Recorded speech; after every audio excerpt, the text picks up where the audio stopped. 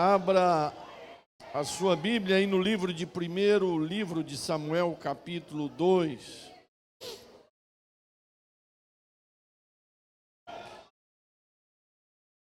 A gente fala muito da oração de Ana, a luta de Ana com Penina, mas eu quero falar hoje do cântico de Ana. Capítulo 1, capítulo 2, verso 1 e 2, mas eu preciso que você mantenha o texto aberto, porque nós vamos dar uma voltinha aí nesse capítulo, que é toda a oração de Ana. Então me acompanha aí, porque eu vou ler na leitura da NAA. Então Ana orou assim: o meu coração exulta no Senhor, a minha força está exaltada no Senhor. A minha boca se ri dos meus inimigos, porque me alegro na tua salvação. Na verdade, esse primeiro versículo é um hino, é um corinho, né? um hino famoso, conhecido. Agora ela faz uma declaração. Primeiro ela exulta a alegria da sua alma, mas agora ela faz uma declaração ao Senhor. Ninguém é santo como o Senhor, porque não há outro além de ti. E não há rocha como o nosso Deus. Essa palavra rocha, esse nome dado a Deus, que foi dado por Moisés, a primeira pessoa que citou Deus como rocha foi Moisés. Para mim é um dos nomes mais lindos relacionado a Deus, é rocha. Tu és a minha rocha. Os salmistas, Davi usa muito esse termo, tu és a minha rocha, tu és a rocha que eu piso. Esse nome dado a Deus é muito significativo. Tu és a minha rocha. Né? Podeis sentar, amados.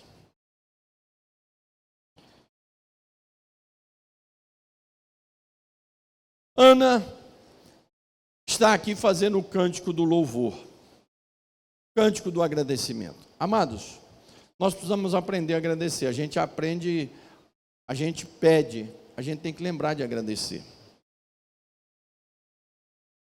Ana pediu. Ana fez duas orações. A oração pedindo, e agora ela faz uma oração agradecendo. Nós precisamos aprender a agradecer. Ana vive num contexto, olha, irmãos, é uma coisa incrível a salvação e a presença de Deus na vida de alguém. Ana era uma mulher, digamos, analfabeta.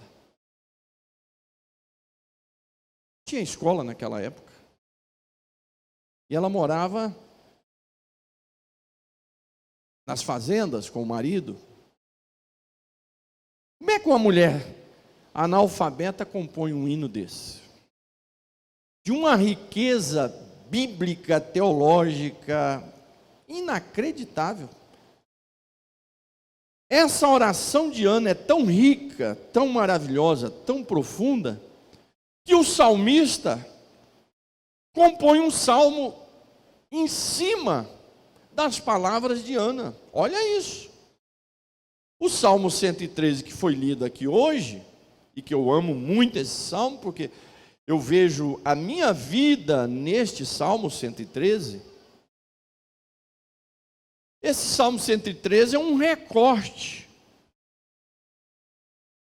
do cântico de Ana, do capítulo 2 de 2 Samuel. O salmista recorta e traz para cá um Ctrl+C, Ctrl+V. O salmista vai lá e faz um Ctrl+C, Ctrl+V, coloca lá nos livros dos Salmos.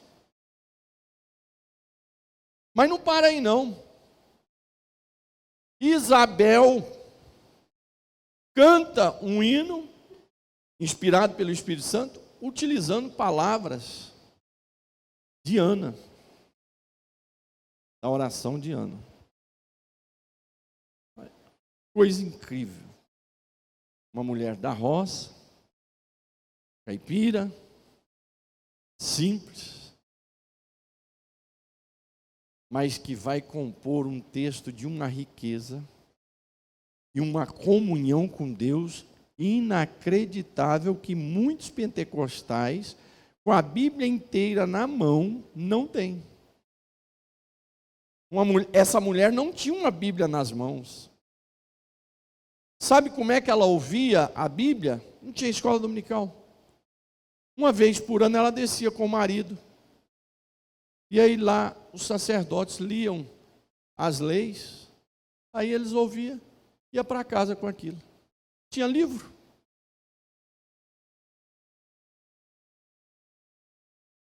Eram os rolos ou pergaminhos. E essa mulher demonstra uma adoração, porque só adora quem tem comunhão. Quem não tem comunhão não sabe adorar. É a mesma coisa você pegar um homem para fazer uma declaração de amor para uma mulher que ele não ama. Como é que ele vai fazer declaração? Como é que uma mulher vai fazer uma declaração de amor para alguém que ela não ama? Não tem como. Você só faz declaração de amor, de louvor, se você tem uma comunhão, você tem uma profundidade de amor. Ana vive num período histórico dos piores de Israel. Dos piores. Você pode ir 2 capítulos para trás aí, que é o último capítulo de Juízes, que diz assim, ó, olha como é que termina. 2 capítulos aí para trás, na sua Bíblia. O livro de Juízes termina assim, ó. Ah, não. Pula o de Ruth. Vai no último versículo aí para mim, Felipe, por favor. De Juízes. Olha, mas veja bem, Ana vive no período dos juízes, viu? Ana vive no período dos juízes, assim também como Ruth. Só que Ana está vivendo com o último juiz, que é Samuel, que é o seu filho. Ruth é um pouquinho mais para frente. Pode ler. Naqueles dias não havia rei em Israel, porém cada um fazia o que parecia reto aos seus olhos. Presta atenção. O pastor Felipe vai repetir esse texto. Pode ser. Olha só, o pastor Felipe vai ler esse texto para você mastigar e entender a política da época de Israel. Como é que estava a política, pastor, lá?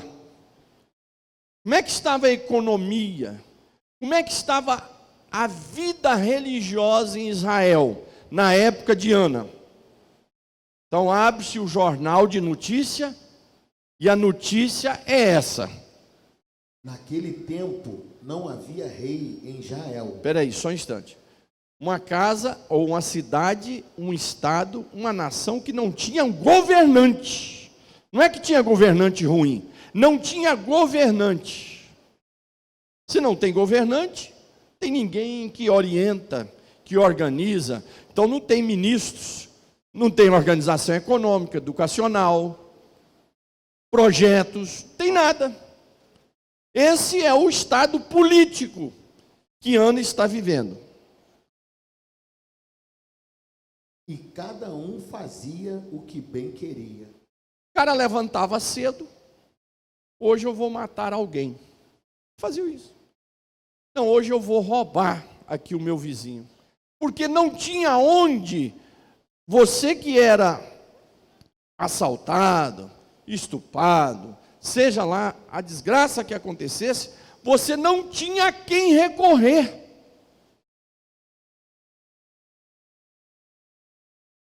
Então não tinha governo, não tinha polícia, não tinha nada. Era um desgoverno.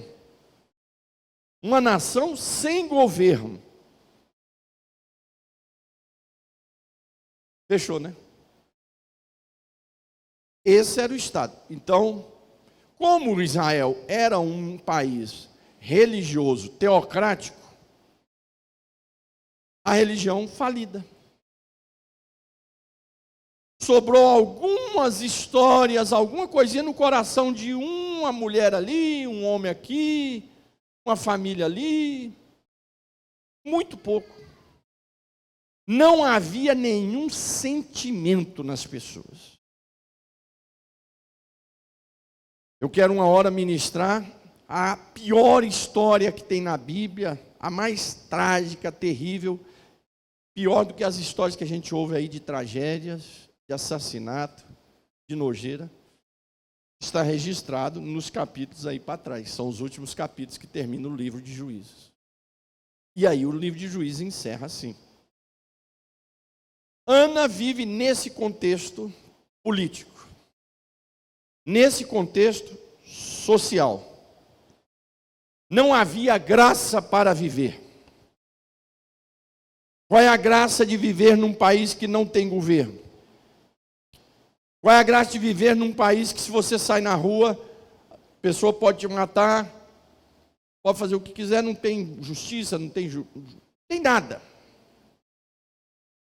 Qual é a graça de viver numa nação que não serve a Deus? Uma nação que era o povo de Deus. Se fosse um povo que não servisse a Deus, tudo bem, não conheciam a Deus. Mas esse era o povo de Deus, esse era o estado que o povo de Deus estava. Ana se apresenta ao Senhor diante de uma briga com a sua companheira lá, amiga. O marido tinha 2 esposas. E ela era estéril, não podia ter filhos, vocês sabem de tudo isso. Ana pede ao Senhor um filho. Você sabe também se era só a briga que ela tinha com a mulher, o desejo de ter um filho. Quem sabe Ana tinha expectativa do seu filho ser alguém, porque ela era da família sacerdotal. Então, de repente, ela poderia ter no coração: poxa, eu estou vendo isso aqui tudo destrambelhado. Quem sabe da minha geração venha um homem de Deus aí. Pode ser? São aqui especulações. Mas a verdade é que ela conversa com Deus e diz: Senhor, se me der o menino, eu te devolvo ele. Ele vai ser teu. Deus captou aqui. Deus pôs isso no coração dela. Está fechado o negócio.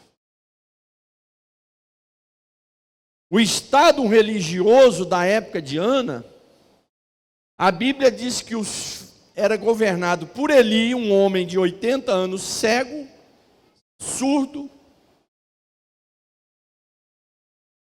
não tinha condições de andar pelo seu estado físico, desanimado da vida, profetas profetizando para ele que Deus ia julgar ele e a família dele. Não tinha autoridade sobre seus filhos eram adúlteros e ladrões e corruptos, tudo junto. Eram os sacerdotes daquele momento. O principal, o sumo sacerdote, sem autoridade nenhuma, acabado, fisicamente, espiritualmente, profetas em cima dele. E os seus filhos que iam substituir, a Bíblia diz que eles eram, isso não é eu que estou acrescentando, enfeitando, não. O texto na Bíblia diz que eles eram corruptos, adúlteros e ladrões, porque eles roubavam a oferta. O povo levava os dízimos, eles roubavam o dízimo. O povo levava o melhor do animal, eles roubavam o animal. E ainda ameaçavam a pessoa. E era a igreja, o culto, a reunião que Ana ia com seu esposo. Mas mesmo mediante a isso, Ana não perde a sua fé. Irmãos, a gente vê cada crente que perde a fé por pouquinha coisa. Qualquer coisinha está escandalizado. Qualquer coisinha está mudando de igreja. Qualquer coisinha fica emburrado pelos cantos. Some da igreja chateadinho, tristinho.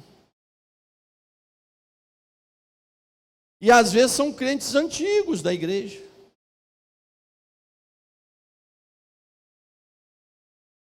Eu não trato disso com juventude, com adolescente. Ô, meu filho, vem, você está tristinho. Vocês tratam disso com, eu não sei, vocês lá tratam esse problema com jovem, ter que visitar um jovem porque está tristinho, abatido, chateadinho. Vocês tratam isso? Eu não trato. E não tem. Os chateadinhos, os tristinhos, muitas vezes têm 100 anos de carteira de membro da igreja. É obreiros que precisava estar ajudando, está no canto lá chorando para a gente visitar. Não, irmão, acorda, é você que tem que vir para cá ajudar. O pastor não foi me visitar. Estive doente, o pastor não foi me visitar. Certo, o irmão é o quê? Um novo convertido? Não, eu sou pastor na igreja há mais de 30 anos. Mas então, meu irmão, levanta daí, sai daí e vem ajudar, rapaz.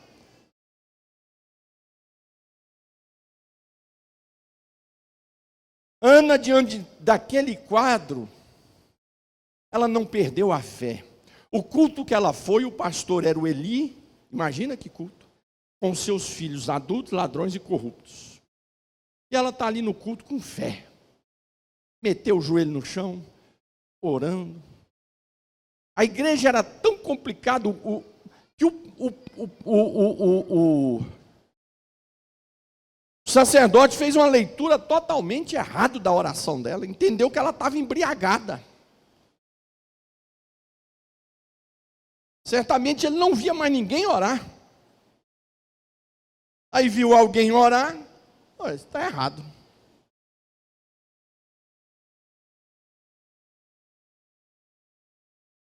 Diante desse quadro, surge uma mulher com fé. Surge uma mulher disposta a mudar uma história. Joelho no chão. Fala baixinho com o Senhor. E o Senhor ouve a sua oração.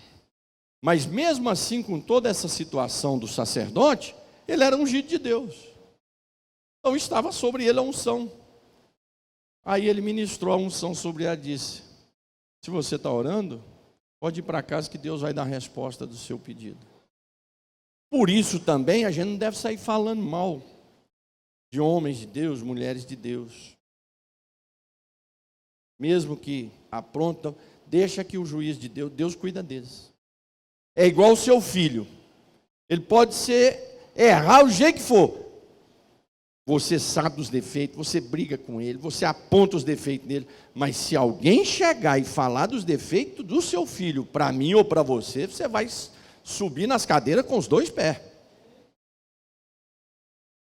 Porque quem trata do seu filho é você.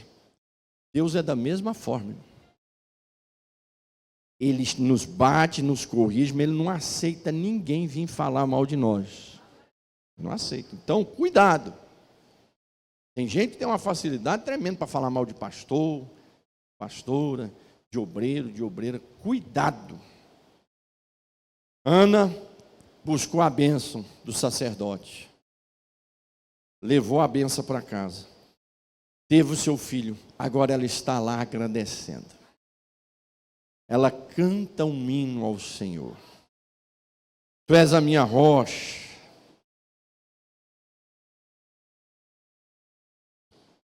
Tu és aquele que faz a mulher estéril ter 7 filhos, diz o versículo 5. Ela cantando, ela diz: quem zombava de mim hoje está triste, e a que era estéril hoje tem 7 filhos.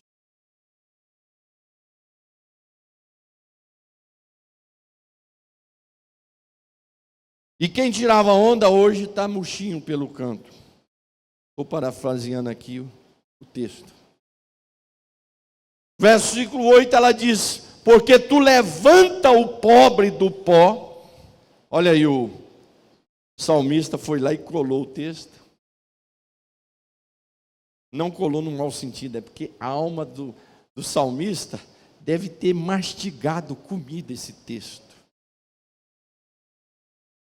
O que eu prego aqui na Bíblia? O que eu prego aqui no púlpito? O que vocês pregam no púlpito? Aquilo que toca lá na sua alma. Quais as pregações nossas que mais têm efeito? É aquela que custou sangue, que que Deus falou conosco, que você pagou um preço. Aí tem uma marca de sangue ali, de luta. Quais são os hinos que mais nos comove? Os marcados, o autor, né?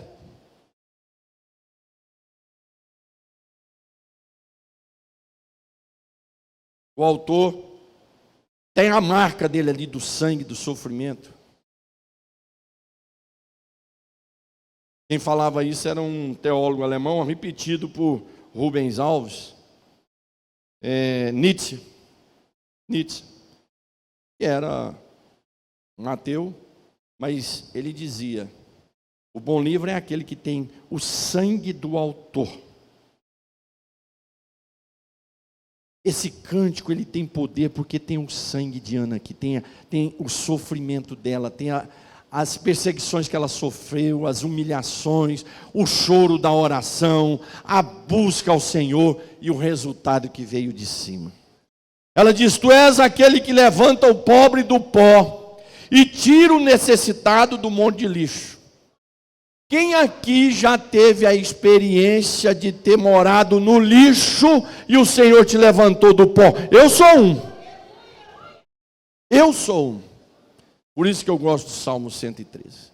Porque o Senhor me tirou do monturo do lixo. Me tirou lá do pó e me colocou assentado entre os príncipes do seu povo. Ana não era ninguém. Aí ela diz: para que o Senhor fez isso? Levanta o pobre do pó e tira o necessitado do monte de lixo. Irmãos, esse Deus é poderoso, Ele é capaz de nos arrancar lá do lixo, lá da humilhação, lá da vergonha. Quantos testemunhos maravilhosos nós temos aqui? A Janaína, quantos testemunhos ela já falou por aí, da onde Deus tirou ela hoje? Hoje ela é uma dirigente pastoreando uma congregação. E outras pessoas aqui, tantos. Você não era nada, Deus te deu uma família. Então, quando eu olho aqui para Ana, eu me vejo nisso aqui. No lixo, no pó, na desgraça, Deus tira lá do monte de lixo para o fazer assentar ao lado dos príncipes, para herdar um trono de glória. O Senhor tirou eu e você do pecado, do lixo, da falta de esperança, da miséria, e nos fez pertencer ao seu reino, e tem um trono nos esperando, porque a Bíblia diz que tem um trono que nós vamos reinar com ele. Para reinar com ele tem que ser num trono. Tem um trono lá na glória esperando. Pastor, mas eu moro no caminho do luxo. Pois é, você mora no caminho do luxo? É, lá na rua da congregação da Nova Aliança. É mesmo. Pois olha, aguarde aí, que tem um trono de glória para você. Que é isso? Que maluquice é essa? Mas é isso que o Senhor está te dizendo. Ele levanta o pobre do pó e vai fazer ele assentar no trono.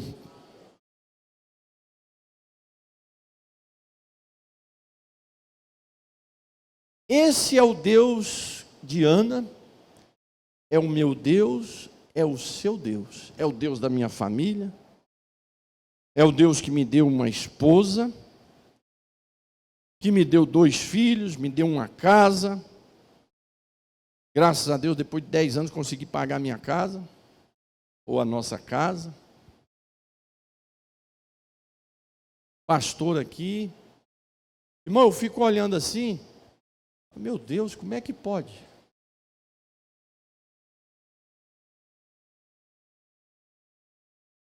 A misericórdia do Senhor, porque eu fico conversando com Deus e falo: mas Senhor, aonde é que achou alguma coisa? Não tem. É a graça dele, ele olha e resolve falar: vou tirar do pó.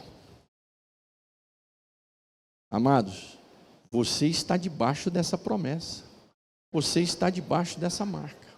Agora, eu e você temos que ter no nosso coração, na nossa alma, na nossa boca, a adoração que tinha na boca de Ana. Vou te falar uma loucura aqui, mas fica entre nós aqui e todos os que estão ouvindo pelo YouTube. Rubens Alves, ele diz o seguinte: por incrível que pareça, às vezes tem pessoas que estão orando diante de um ídolo, mas o coração dele, ele não entende o ídolo, mas o coração dele está tão ligado a Deus, que a oração dele é ouvida por Deus, não pelo ídolo, por Deus. Ele orando diante de um ídolo, a oração dele é ouvida por Deus. E muitos que são cristãos estão na igreja orando a Deus, mas a sua oração não é ouvida, porque o seu coração não está no Deus que ele está orando. E eu fiquei pensando, na hora que eu li, eu quase clamei o sangue de Jesus. Falei, o que é isso? Mas depois fui mastigar. Não é assim que Jesus salva quem está lá adorando a ídolos? Não é assim? Ele está lá servindo aos ídolos, Deus vê que ele está na sinceridade do seu coração, e ouve aquele clamor, e vai lá e arranca ele. E tem muitos aqui que estão aqui dentro, aqui do nosso meio, Deus tira ele daqui de dentro. Por quê? Porque ele nunca serviu o Senhor aqui dentro de verdade. E o Senhor tira muitos lá da feitiçaria. Por quê? Porque lá ele está tentando servir a Deus de verdade, só que ele não conhece.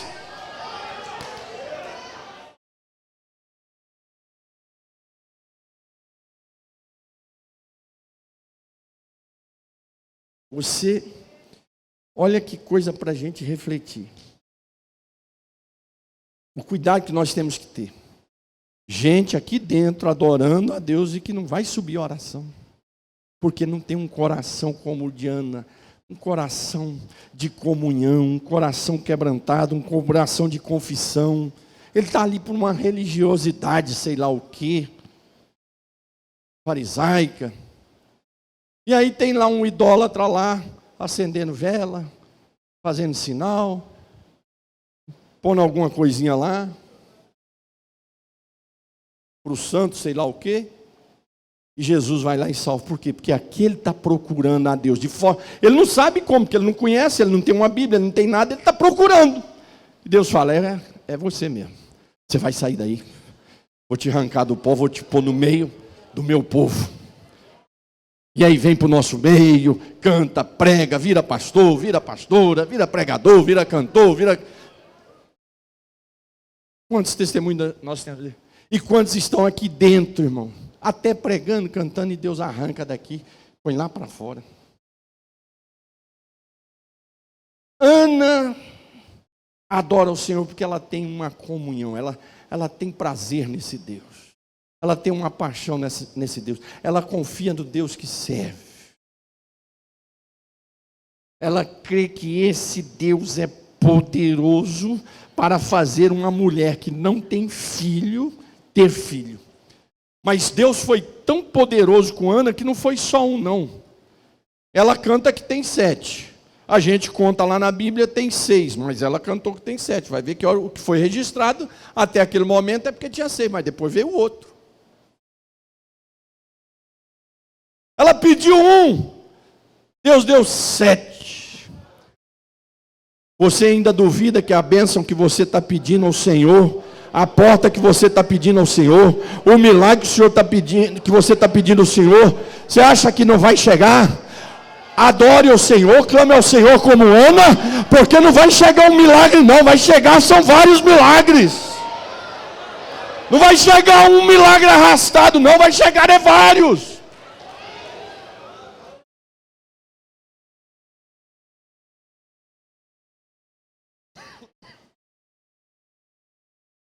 Que o cântico de Ana, pelo poder do Espírito Santo, ela cantou, ela estava cheia do Espírito Santo.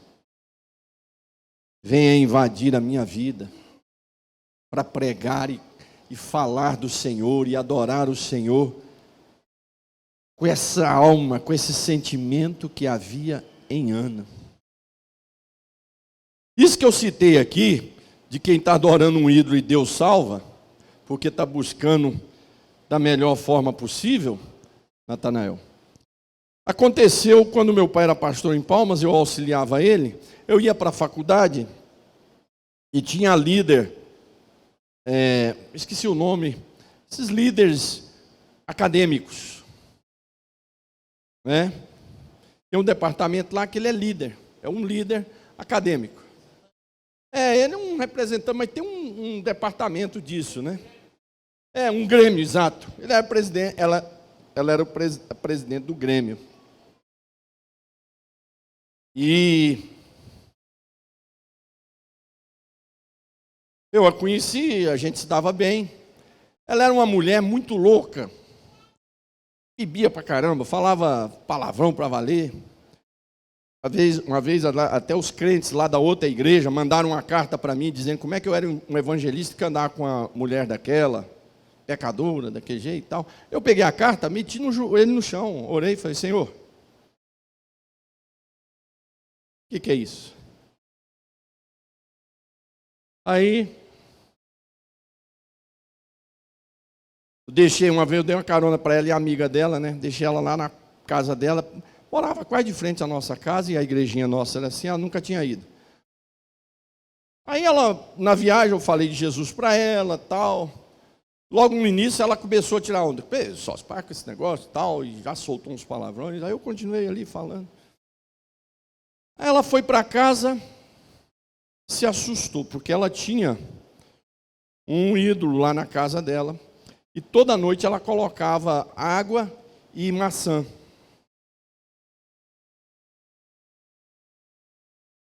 Aí, eu não sei exatamente que religião que era essa. Aí,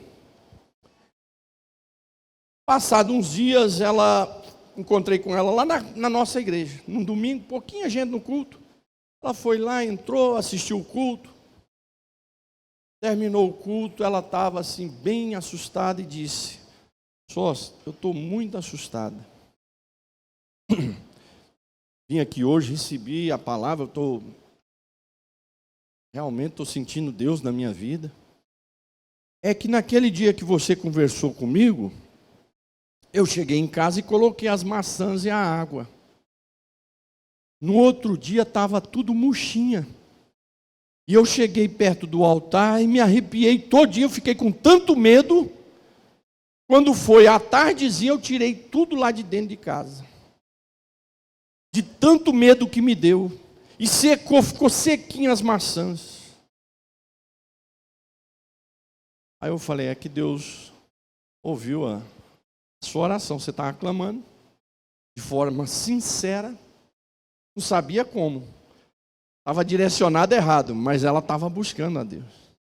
Então é isso. E tem muita gente no nosso meio fazendo um efeito contrário.